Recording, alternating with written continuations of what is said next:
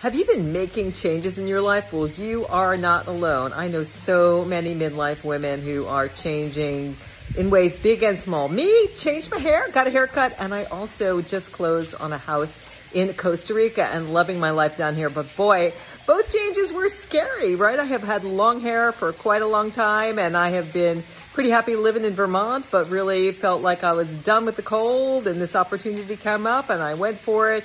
And I have to say, it's been a roller coaster.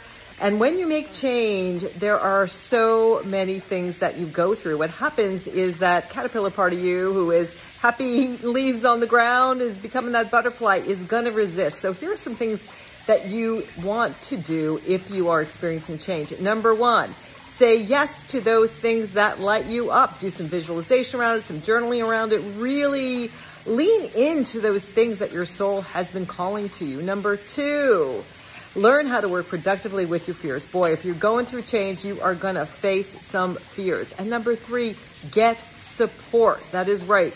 Nobody needs to do it alone. And there are so many wonderful coaches, therapists, groups to help you. And I'm here to help you too. I want to let you know that I have a great new group called the Rock Your Midlife Community.